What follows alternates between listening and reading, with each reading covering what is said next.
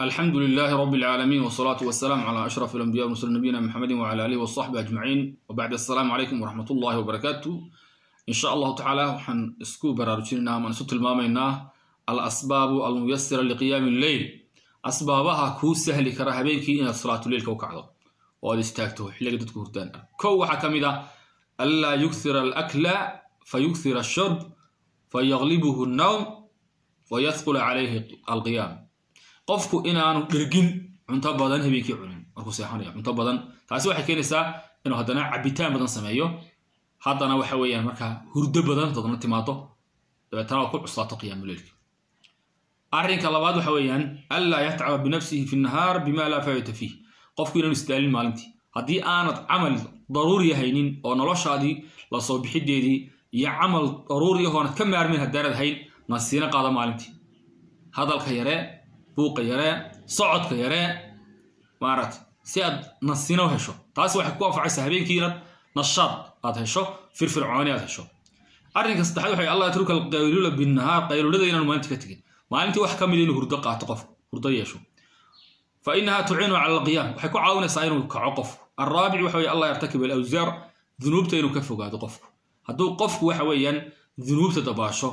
oo maartay dhunub galo way adkaanaysaa inuu kaco maxay yeelay culays way dambi waa culays waa wax ku fuulaya weeyaan hadii waxa weeyaan qofka sibir dusha laga saaro ka waran laba saddex meel sibir dusha laga saaro oo dabeetana uu seexdo sidoo soo kici karaya ilaa sibirka laga dul qaado ma soo kici karaya marka yani waxa weeyaan dunuubtu waa culays oo wax adiga ku fuulaya oo xun weeyaan marka in qofku ka fogaado si marka fudeed uu noqdo uu kaco waxa arrimaha kamid ah sidoo kale al-ikhlaas lillahi ta'ala in dilaa darti ka tahay maxay yeelay waxa ikhlaaska waa mara dhalaan waa inta badan وإلهي سبحانه وتعالى مركو وشيء براتريه وحكم أن يستشعر مريد قيام الليل أن الله تعالى يدعوه قيام الليل الله سبحانه وتعالى إنه كبور هنا يريو قيام الليل وإنه قفك تعذر إنسانه وما رأيت وحويا ما دام دي عموم وكميديا هي وحيالها خير كاه إلهي سبحانه وتعالى الدميس اللي تعليها هي إنه ما رأيت قفك تعذر إنسانه wax Allah subhanahu wa ta'ala ku abuurtay oo kula jecelyeen waa wax ay tahay in samayso marka taa inuu dareenka ku jiro waxa kamid ah soo kale macrifatu fadli qiyam al-layl qofku inuu yaqaan fadl qiyam al-layl maxaa fadli ku jira marka waa inagii kilibka hore kaga hadalnay in qiyam al-layl waxa ku jira in qofka Ilaahay subhanahu wa ta'ala jannadiisa ku abaariyo in dunuubta laga dhaafo yani waxa weeyaan ayaa kamid ah fadligeeda waxa kaloo kamida an-nadhru fi hal as-salaf was-salihin fi qiyam al-layl wa luzumihim lah qofku inuu taariikhda dadkii wanaagsanaa akhriyo oo ogaado maartay xaaladooda si aan jirtay salaatu leelka say ku ahaayeen dadkii wanaagsanaa hore say ku ahaayeen taas waxay ku dhiirigelinaysaa inuu markaa ku daydo iyagii oo markaa salaatu leelkii maartay isagu la yimaado waxa kamida an-nawm 'ala al-janib al-ayman in loo seexdo dhinaca midigta ayaa kamida qofku markuu rabo habeenkii inuu salaatu leel kaco inuu midigta oo seexdo taasina waa sunnah nabiga sallallahu alayhi wasallam nabigu waa amray oo maartay in midigta loo seexdo oo maartay midig kamid ku seexanayo haw seexdo dhinaciisa diiwan misoo soo tilmaamay waxa kamid ah nawm 'ala at-tahara in tahara qofku seexdo oo isagoo taahira weysa qaba oo qofku habeenkii seexdo waa fududaynaysa taasina maxay yeelay taharadu waxa weeyaan shayaadiinta iyo waxa xun iyo cafaariida iyo waxa soo dhan ayaa qofka maartay daahirka ah anta badan access u lahayn ama wiimanin waxa weeyaan waxa kaloo kamid ah tabkiiru bin-nawm xilli hore in la seexdo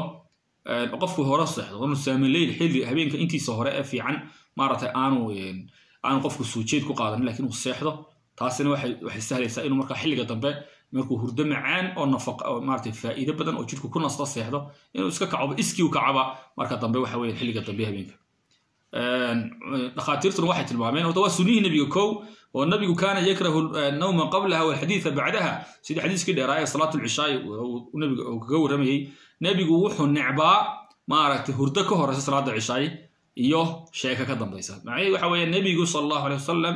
cishaaga wixii ka dambeeyay hurda ayuu qalqaashan jiray waa seexan jiray waana sunnihiisi taana qofkii laazimo maartay tabaqa waa helaya fawaa'idan يعني سنه النبي قو طبقي إنه صلاة الليل كي مارتي كعي كرو حاصل يفوي يعافمات وليبا ومارتي خاطرته وحي حقيقيا مارتي إن أي جيران هرمونس أما هرمون وجره حلقة كهر هي ميد نايت كعمل بيتو كهبينيمو jidhka lagu soo daayo jidhkuna ku nasto maskaxdu ku nasto qofku hurdada markaa uu ka helo nashaad iyo maaragtay firfircooni zaid uu ka helo fiican laakiin haddii 12 ka gaadho hormoonka aan la soo deynin kadibna qofkaasi maalinta maaragtay habeenka uu saamaleelay maalinteeda firfircoonidiisa way yaraanaysaa qof daalan maaragtay tacbaan ayuu noqonayaa waxa kamid ah almuhaafadatu ala al-adhkar qofkuna adkaarta laazimo oo ilaaliyo habeenkii markuu seexan adkaar ku seexdo sida aayatul kursiga sida labada u dambeeya suuratul baqara sida mu'awwidtanka ama labada qul a'uudu sida waxa weeyaan adkaarta kale la midka ah inuu akhriyo markuu seexanayo waa asbaabaha ku caawinaya inuu kaco habeenkii salaatul leylka marka al-adkaar sharciyo weeyaan adkaarta sharciga quraanka iyo ducooyinkii